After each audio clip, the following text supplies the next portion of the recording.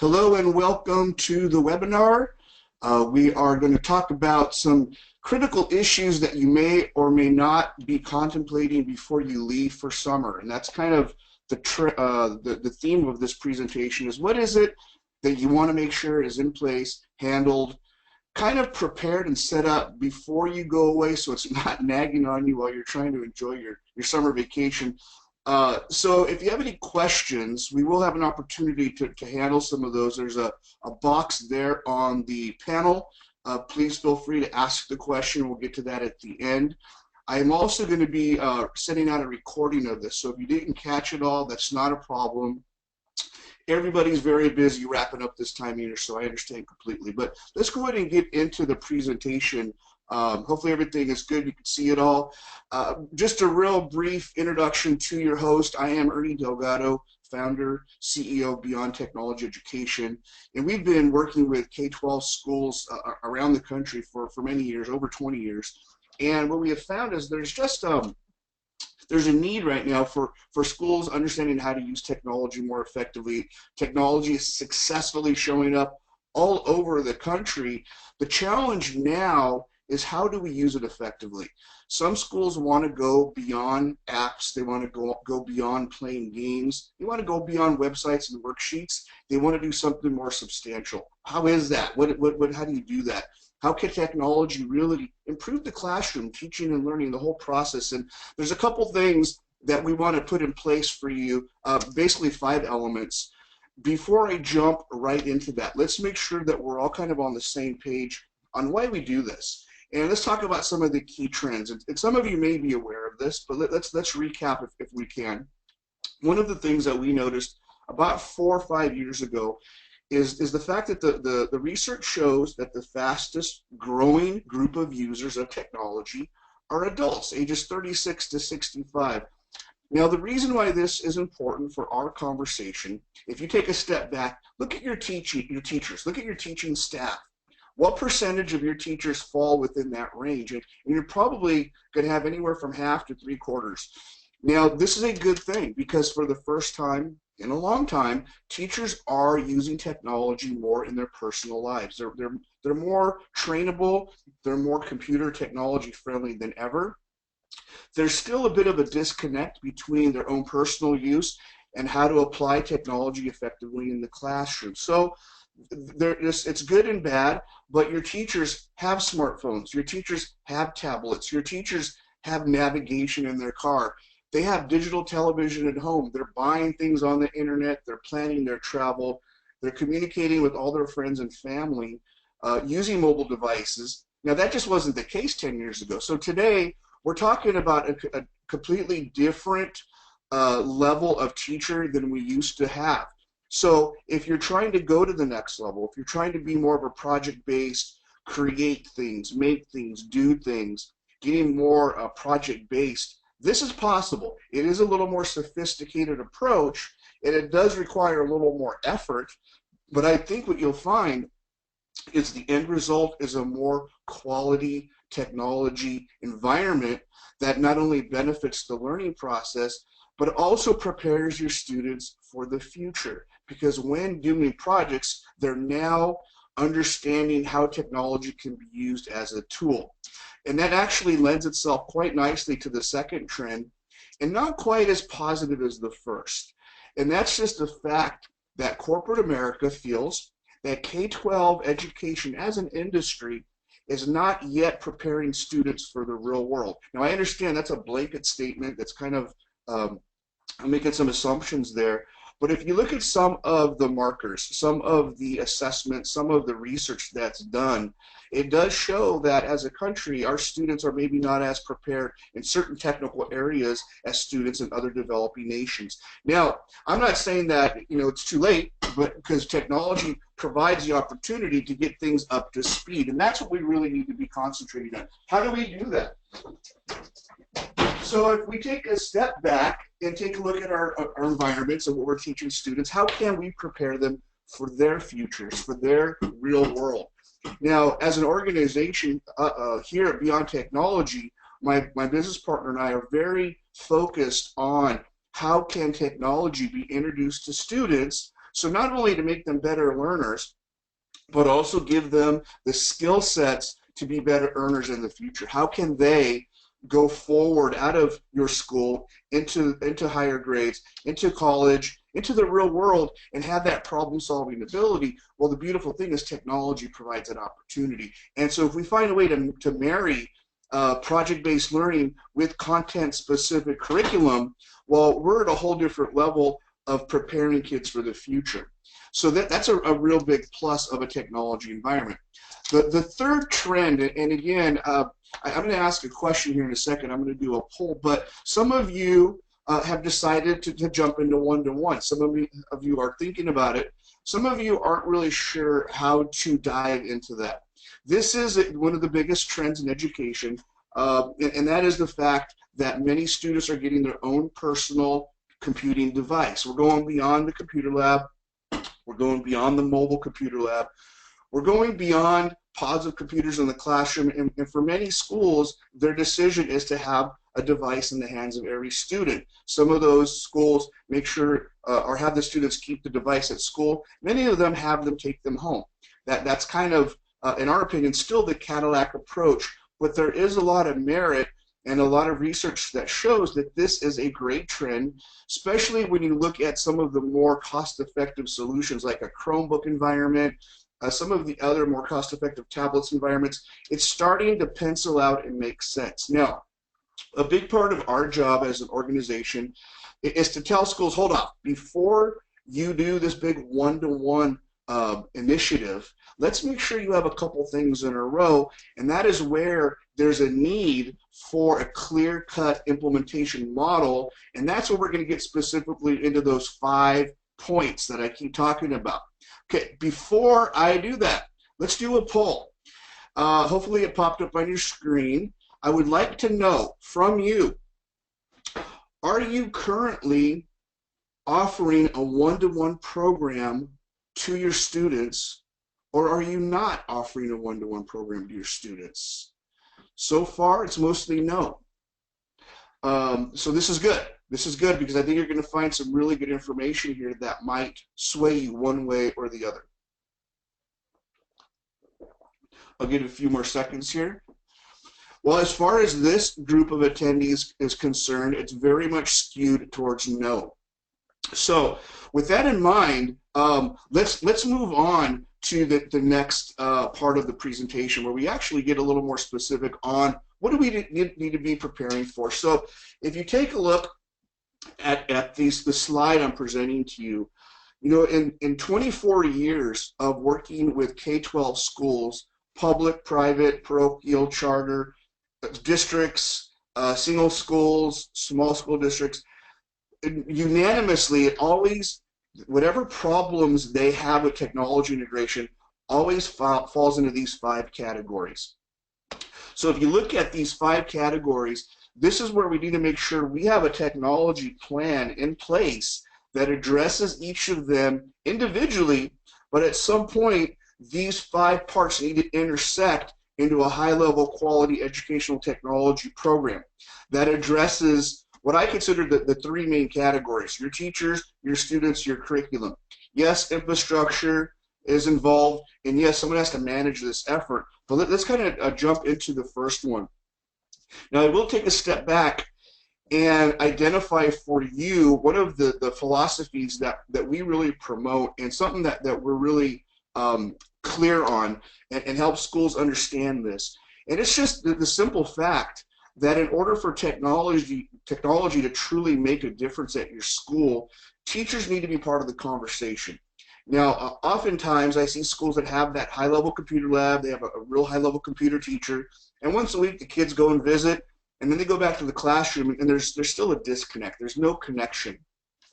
Now, we're not saying that classroom teachers need to carry the entire burden of technology integration, but I am saying they need to be part of the conversation.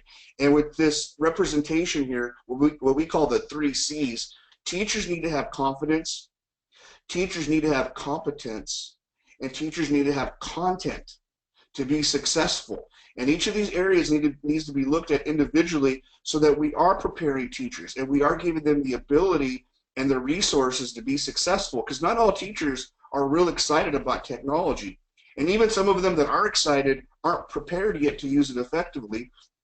And then you have that small group that are excited, are prepared, and they're doing some amazing things. How do we get everyone up to that amazing things level? Well, let's start with confidence. How do we build their confidence? Well, what we've learned is that one of the key areas to do that right, and all the research and data I see out there confirms this, is that we need to provide comprehensive professional development, and there's just no getting around this. Now, yes, we could send them to workshops. Yes, we could have that one-day in-service, but that's really not going to get the job done. That might spark their interest. That might teach them one discrete skill. But if our goal is to integrate technology into the curriculum, you know, K-12, K-8, K-6, 7-8, 7-12, however your school is configured, we need to take a step back and put together a thorough integration, training, professional development approach for your staff. Now, before you do that, something that we highly encourage is that you do a technology assessment of your teaching staff. What are you starting with? What is the situation now with their ability level? Where are they at in the spectrum of skills in all of the major technology areas? Now, why is this data important? Well, first of all, I will preface this by letting you know many teachers do not like taking a skill assessment. They don't want to know what they don't know. They don't want you to know what they don't know. So sometimes it's a little bit of a challenge to get them to sit down and take what looks like a test when teachers just hate to be tested. I am generalizing, but if we could get past that, if we could have them go through this this assessment process, which obviously we've developed a really thorough 100-question multiple choice assessment, teach it through it in about 25 to 55 minutes. But you have that data. You now know, what am I dealing with? Where do I need to put my emphasis on professional development? Then the next step is to provide the appropriate professional development. Now, I will tell you this. On one level, the professional development needs to be done for computers, especially if you're using laptops, if you're using desktops, if you're using Chromebooks. That's more of a computer environment.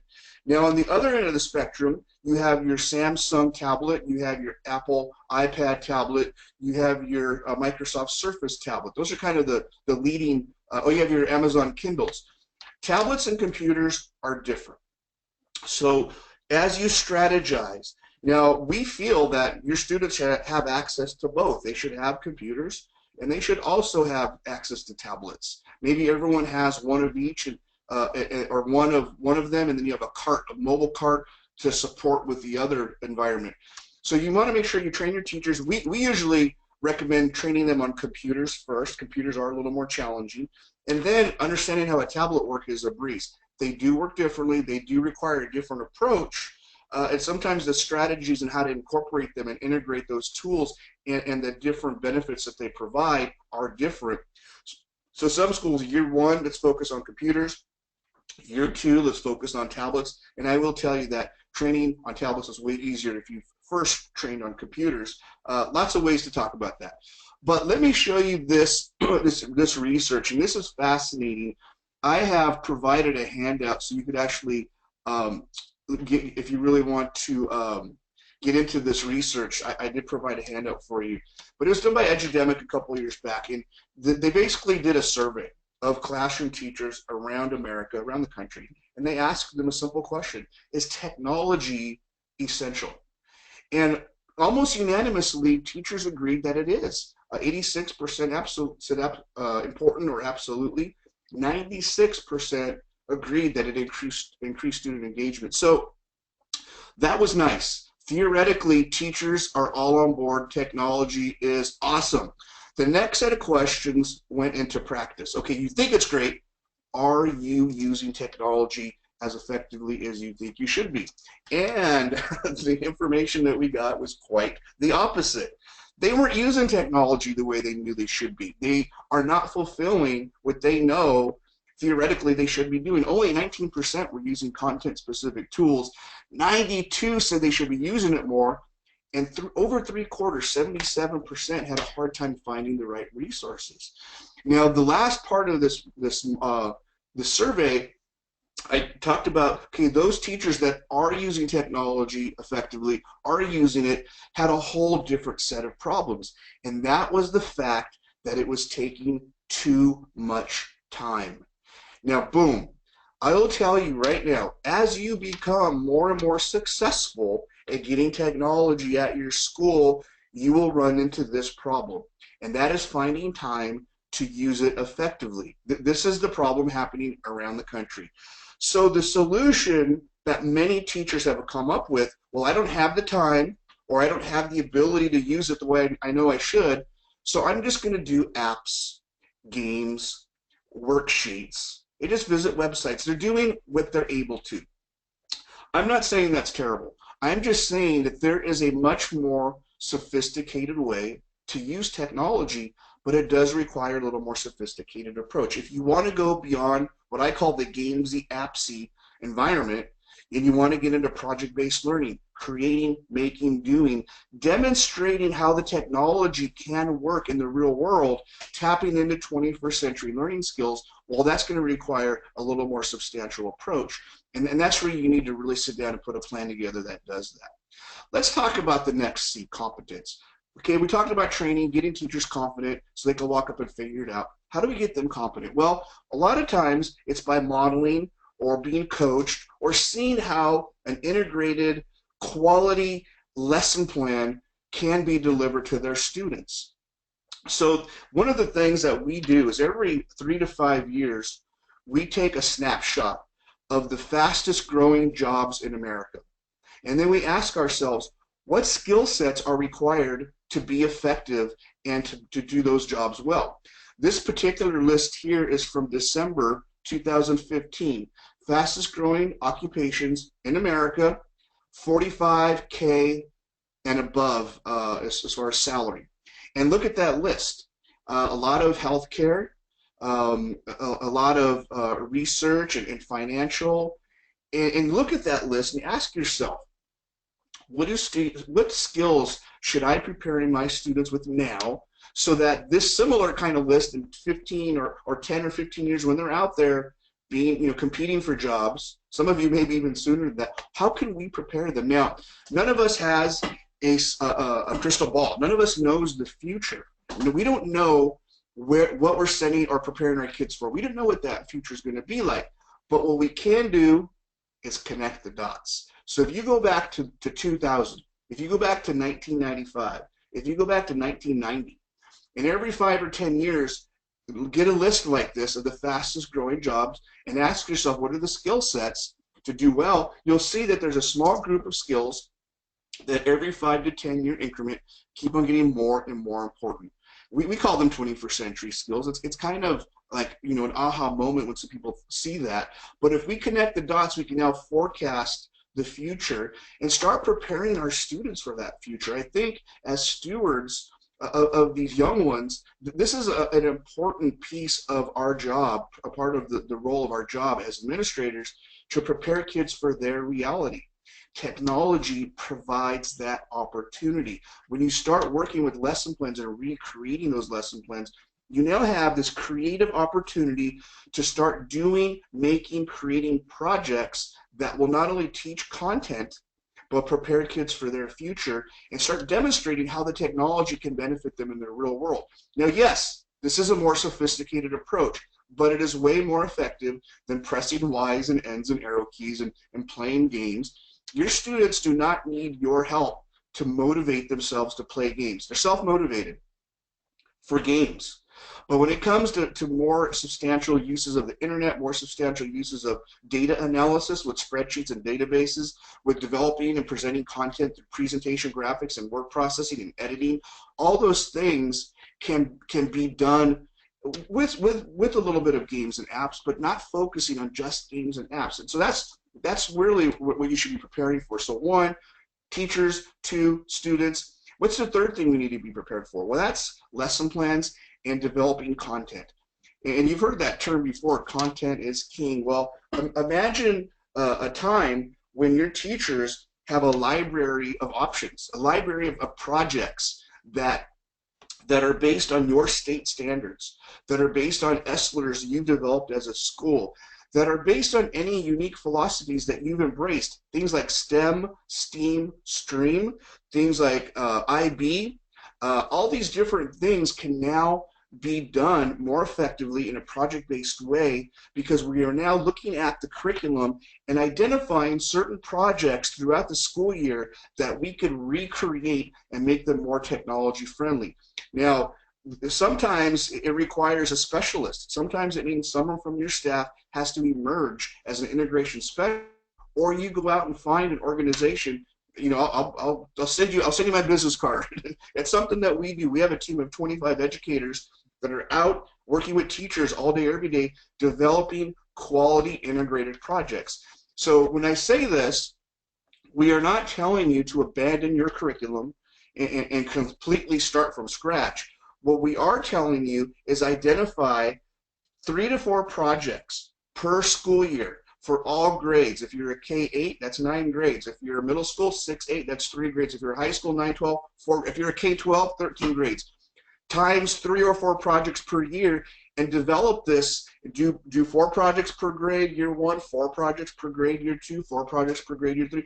By the time you're at year 3, you now have 12 3-week projects for every grade level. That's 36 weeks of custom content based on your school's ESLERs, your state standards, your unique philosophies, based on your teachers' involvement, because they're part of this development. Even though we do the heavy lifting, they're part of the process. So basically, when schools work with an organization like ours, we are developing a content creation machine. And it's beautiful because now there's lots of content. And now teachers don't feel they're not spending too much time. Those teachers that were spending too much time, they love having an integration specialist partner. We're doing the heavy lifting for them. On the opposite end of the spectrum, you have teachers that maybe don't have the ability, or may not ever have the ability to be realistic. They love having that partner to help them develop high quality technology integrated content based on your school's curriculum. The model, if you look at a grid over 3 or 4 years and your grade levels, it's just developing all these wonderful projects that are all digital, that are all now using the technology, the iPads, the Chromebooks, the laptops, using the document cameras in the classroom, using those touch boards you have in your classroom, using all these technologies. You spent all this money. Now all those technologies have a place. They now have a lesson built around them. And now they're not being wasted, because I go to so many schools, they do all this development and they buy all this technology, and only maybe 2 or 3 teachers are using it. Now, I know you're probably laughing because that might be you. Maybe that's your school. You did it, you bought it, it's there, and it's not being used. Well, let's create a lesson plan so the teacher now knows how, why, where, when that technology can be used within the curriculum. It's a real big piece of the puzzle. So if we go back to those 3 C's, confidence, competence, and content, you'll see that these are the areas that, if teachers have this, the technology now makes way more sense. And this doesn't happen in a day. This isn't a one-day in-service. We usually put 3 to 4 year technology implementation plans together, and sometimes it takes 3 or 4 years to get where you want to go. But at least you have a roadmap. At least you have things happening. And yes, although the professional development, the student curriculum, the integration happens on different timelines, at some point in time, for each teacher, they're going to come together and be pretty amazing. Now, another thing, the 4th thing you need to be aware of, and I've seen some real horror stories and heard some real horror stories of schools that have made the decision to flip the switch on one-to-one, and they got 300, 400, 500 Chromebooks showing up in July or August, and they forgot to really do a thorough infrastructure analysis, and there's just not enough bandwidth, and so everyone turns on their device and boom, servers crash. Power outages. I'm not kidding. These things have happened. So making sure that your infrastructure is not only ready for one-to-one, but you want to make sure it's ready for many-to-one. Because in the very near future, your students will have their computer. Your students will have their mobile tablet. They will have their cell phone. They will have their connected watch. They will have their connected glasses. They will have their connected tennis shoes. They'll have their connected lunchbox. It's all going to be connected. And then there's your teachers and visitors. So there's going to be a lot of people sucking data through your pipeline. You want to make sure you're prepared. You want to make sure you have the security in place. You want to make sure there's no downtime. especially if you're in an environment that requires internet access, like a Chromebook environment. Oftentimes, a lot of things need to have access. Now, yes, there's a lot of things you can do without access, but it's nice to have it. So having a thorough infrastructure analysis and having an upgrade plan in place is real important as you develop this many-to-one approach at your school. And then the fifth piece of the puzzle, the fifth thing to think about before you leave for the summer is who is responsible? Who is the one project manager? Now, I oftentimes find that principals, superintendents, they want to be that person. They want to be in charge. And that's not always the best idea. You have so many other responsibilities. You need to identify someone who understands all the pieces of the puzzle, not necessarily is going to do them all, but can manage all the different resources, the people, the place, the scheduling, the software or app upgrades that need to be in place, the power policy, so everything's powered up on time and in place. All these things need to be managed by someone. So these are the 5 parts, and let's address them one time. I do have another poll I am going to launch. Think about these planning areas. Which of these areas is most critical for you? If you had to take a deep breath and think, what do I need to be prepared for? What's the most important thing here? I see some professional development coming up. Yeah, integration is critical. That's real big. That's real important. Yeah, PD. So these are the things we need to consider. Making sure our teachers are prepared. Making sure our students have the basic skills for themselves. Identifying lesson plans that really are going to stand out and make a difference and use the technology effectively. Of course, infrastructure is critical. And having that person in place that could, keep things from falling through the cracks and kind of do the heavy lifting and manage the effort so that everything happens. I'm going to close it out. PD came in first, and you're right on there. PD is critical. So there's a couple things that I want to wrap up with you here with you. It was a good session, and we want to make these short. I want to make sure that you have everything in place that you need. I do encourage you, if you have a chance, to download our case study of a K-8 school that decided to go with Chromebooks, and it's our website, beyondteched.com/swimgrid, and a really nice story. There's a great video there of how they just went to the whole next level with technology. And then I also encourage you to sign up for our blog. If you go to beyondteched.com, there is a button in the top right where you can actually visit our blog and subscribe and get all the latest information. And then we also have a daily newsletter that you could, if you actually go on your web browser, type in K-12 space daily space dose, K12 daily dose, and it'll pop up in your web browser. Please, by all means, subscribe, join us, and be part of the conversation. And there's a lot of new things that come out, and we put this in our blog, in our newsletter. It's all out there. And obviously, we have these informational webinars from time to time. If you get an opportunity, visit the website and join the community, the blog community. I'm going to leave this up for a moment so that you have an opportunity to get our contact information. There's going to be a questionnaire that's going to be sent out to you if you don't get it here at the end. And I do want to also point out there are 2 handouts available to you that you could log into there at the handouts button. So if you see the little handouts section there of the panel, there's a flyer, just your general flyer about the services we provide. But I also included that edudemic research because it was really eye-opening to learn that this is where things break down. When you get to a point where you have a lot of technology, now the challenge is, how am I going to use it? And that's just a universal question. And if you truly want to go beyond apps, beyond games, and using it to the minimal level, and you want to get more sophisticated and use technology in a more robust way, well, the Beyond Technology model can do that for you. Thank you, folks. The video will be available soon. I'm going to leave you for now. We've done 30 minutes. If you have questions, please contact us, and I do appreciate your time. have a great summer. Hopefully this inspired you to check a couple things off your list before you leave. But with that, this is Ernie Delgado, Beyond Technology. Thank you for your time. Have a great summer, folks.